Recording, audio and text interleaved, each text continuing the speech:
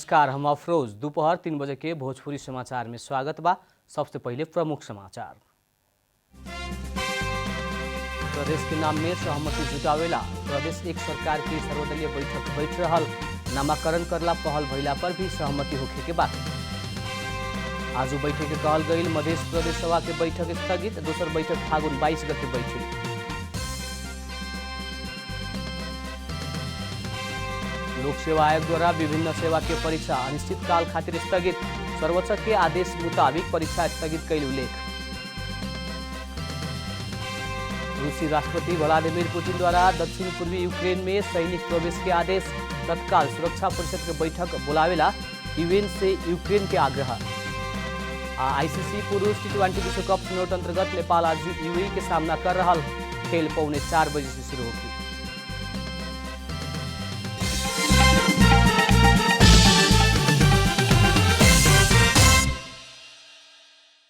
अब पूरा समाचार। प्रदेश एक सरकार प्रदेश के नाम के सहमति जुटावेला आज सर्वदलीय बैठक बोलावेल बा। बैठक में प्रदेश सभा में प्रतिनिधित्व करेवाला सब राजनीतिक दल के संसदीय दल के नेता तथा सरकार के सब मंत्री के बोलावल गइल बा। बीतल माघ 16 गते के मंत्री परिषद बैठक से मंत्री जयराम यादव के प्रदेश एक के नामाकरण खातिर सहजीकरण करे के जिम्मा देहल गइल रहे। प्रदेश के स्थायी राजधानी विराटनगर कायम हो चुकल लंबा समय हो चुकला पर भी प्रदेश एक अभी तक ले आपन नामाकरण करे नहीं सकल। मुख्यमंत्री राजेंद्र राई प्रदेश के नामाकरण करेला पहल कैला पर भी अभी तक नाम में सहमति होखे नहीं सकल। मध्य प्रदेश सभा बैठक आवेला फागुन 22 गते के खातिर स्थगित कैल गइल बा। प्रदेश प्रहरी ऐन कार्यान्वयन संबंधी संकल्प प्रस्ताव पर छलफल करेला आज दोपहर बोलावल गइल बैठक में मंत्री उपस्थित ना होखे के भइला बाद फागुन 22 गते तक खातिर स्थगित कैल गइल हा। संचार मंत्री द्वारा बीतल 26 गते में पेश कैल उह प्रस्ताव के बारे में छलफल करेला प्रदेश सभा के बैठक आज दोपहर 2 बजे खातिर बोलावल गइल रहे। बीतल फागुन 1 गते प्रस्ताव के विषय में छलफल करे के कहला पर भी प्राविधिक कारण देखावत स्थगित भइल बैठक कार्यसूची में छलफल 9 दिन बाद फिर शुरू होके के तय भइल रहे। लेकिन मंत्री के पारिवारिक भारत भ्रमण खातिर संकल्प प्रस्ताव पर के छलफल थप 12 दिन के बाद होके के भइल बा। पशुपतिनाथ मंदिर ई बरस के महाशिवरात्रि के अवसर में बिजुली बत्तियां फूल से विशेष रूप में सजाव के भइल गइल बा। पशुपति क्षेत्र के मुख्य 4 प्रवेश द्वार में बिजुली के गेट बना के ओह भीतर बत्ती के सजावट करे लागल। पशुपति क्षेत्र विकास कोष के सदस्य सचिव डॉक्टर मिलन कुमार थापा जानकारी देहने। उमाकुंड भुवनेश्वरी गौशाला तिलगंगा में बिजुली बत्ती के गेट सहित ओह भीतर झिलिमिली बनावे के पशुपति क्षेत्र विकास कोष जनौले बा। ई बरस पशुपति क्षेत्र में आवेला भक्तजन के विशेष सुविधा देवेला कोष तैयारी आगे बढ़ावल सदस्य सचिव थापा के कहना बा। कोष पशुपतिनाथ मंदिर में महाशिवरात्रि के तैयारी शुरू कैला संगे ही विशेष पूजा करला भी भीड़ बढ़े लागल जनौले बा। कोरोना के तेसरका लहर बढ़ते गइला बाद माघ 5 गते से बंद कैल पशुपतिनाथ मंदिर माघ 28 गते सुख के भक्तजन खातिर खुला कैल गइल रहे। भोजपुरी समाचार में अब थप विश्राम।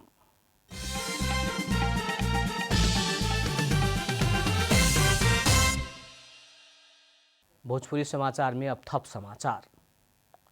इनसेक नेपाल से जारी कैल बरस पुस्तक 2022 के मुताबिक सन 2021 में 562 जने राज्य पक्ष से पीड़ित बनल बा। वैसे ही 5723 जने अन्य पक्ष से पीड़ित बनल बाटे। देश में मानवाधिकार आ सामाजिक न्याय के विषय पर सवाल खड़ा भइल बाटे। इनसेक नेपाल अपहरण, गिरफ्तारी, कुटपीट, बाल अधिकार, हिरासत में मृत्यु, अमानवीय व्यवहार, घायल, हत्या, जातीय विभेद, अभिव्यक्ति, भेला तथा संगठित होके के अधिकार, धमकी, यातना, महिला अधिकार, कारागार में मृत्यु वा बेपत्ता करके 15 शीर्षक में मानवाधिकार जाति के तथ्यांक पर कैल गई विश्लेषण के आधार में सबसे ज्यादा लुम्बिनी प्रदेश में पीड़ित संख्या भइल देखल गई बा। त कर्णाली प्रदेश में सबसे कम मानवाधिकार जाति की घटना अभिलेख कैल गई बा।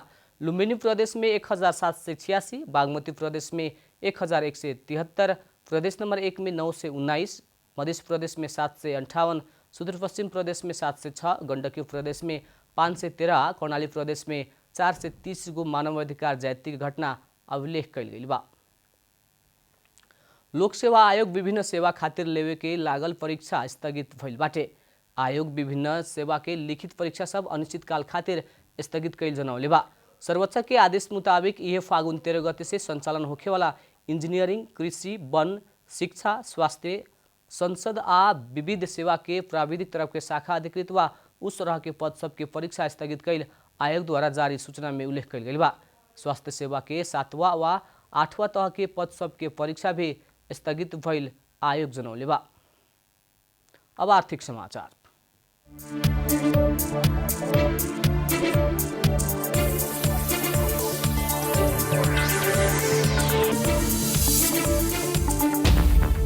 शेयर बजार विश्लेषक सब नेपाल राष्ट्र बैंक द्वारा हाल फिलहाल जारी कैल मौद्रिक नीति के अर्धवार्षिक समीक्षा शेयर बाजार खातिर सकारात्मक रहल बताओल गई बा।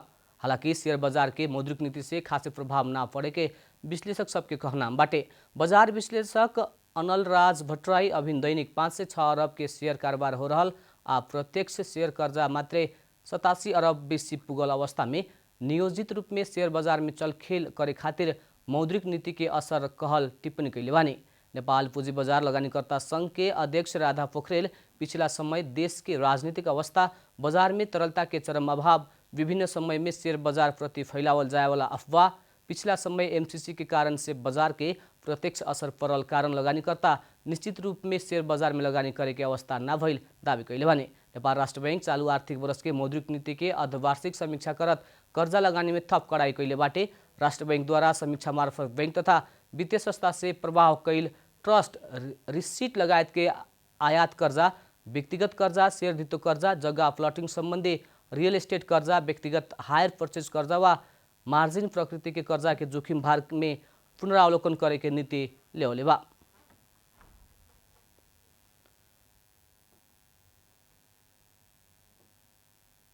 भोजपुरी समाचार में अब छोट विश्राम।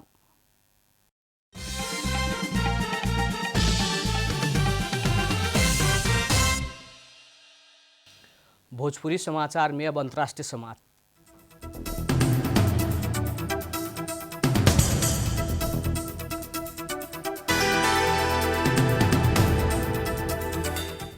रूसी राष्ट्रपति व्लादिमीर पुतिन अपन सैनिक के रूसी नियंत्रण में रहल यूक्रेन के दक्षिण पूर्वी क्षेत्र में प्रवेश करला आदेश देले बाड़न। रूसी राष्ट्रपति पुतिन विद्रोही सबके नियंत्रण में रहल क्षेत्र के सार्वभौमिकता घोषणा करत अपन सैनिक के प्रवेश करेला आदेश देले बाड़न। पुतिन रूसी सैनिक से दक्षिण पूर्वी यूक्रेन में शांति स्थापना के काम करे के दावी कैले बाड़न। पुतिन के आदेश के जारी यूक्रेन संकट बढ़ावेला सहयोग कैल सोचल गइल बाटे। पश्चिमा राष्ट्र सब रूस ऊपर कड़ा प्रतिबंध लगाव के तैयारी कैले बा। वही लेखा यूक्रेनी सैनिक से जवाबी कार्रवाई करे के संभावना भी बाटे। रूसी राष्ट्रपति दक्षिण पूर्वी यूक्रेन में विखंडनकारी समूह के नेता सब संगे मंगर के संधि में हस्ताक्षर कैले बानी। संधि के तेसरका बुंदा में दक्षिण पूर्वी यूक्रेन में रूसी आर्मी के शांति स्थापना के जिम्मेवारी देवे के उल्लेख कैल बाटे। वही लेखा रूस विद्रोही के अस्तित्व स्वीकार करके अपन देश में सैनिक पठाव के निर्णय के गैर कानूनी कहत यूक्रेन से संयुक्त राष्ट्र संघ संगे तत्काल सुरक्षा परिषद के बैठक बोलावेला आग्रह कैल गेल बा। यूक्रेन के आग्रह मुताबिक मंगर के ही सुरक्षा परिषद के बैठक बैठे वाला बाटे। न्यूयॉर्क में बैठे वाला बैठक में रूस के गतिविधि के बाद के अवस्था आ संभावित कदम के बारे में छलफल होखे के अंतर्राष्ट्रीय समाचार सब जनौले बा। अब खेलकूद समाचार।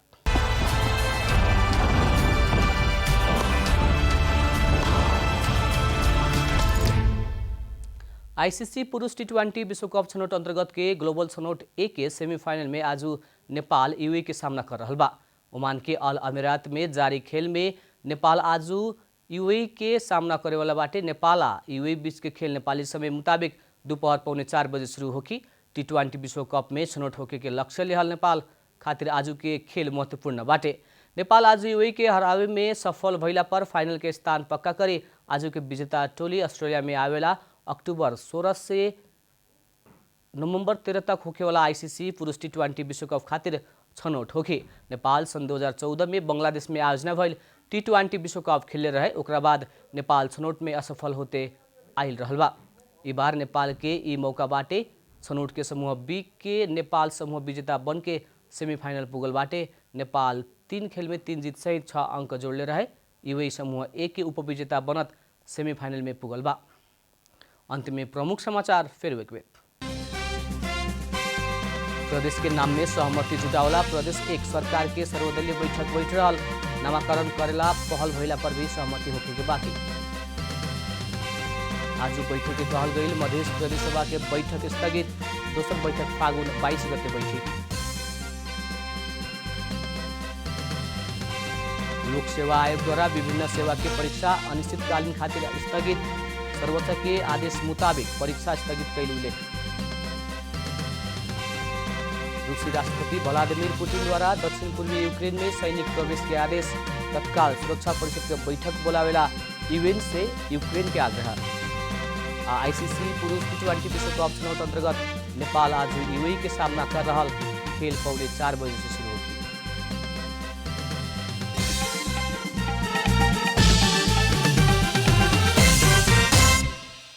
भोजपुरी समाचार अभी खातिर इतना ही। जनता द्वारा जनता खातिर प्रसारित जनता टेलीविजन देखत रही। प्रणाम।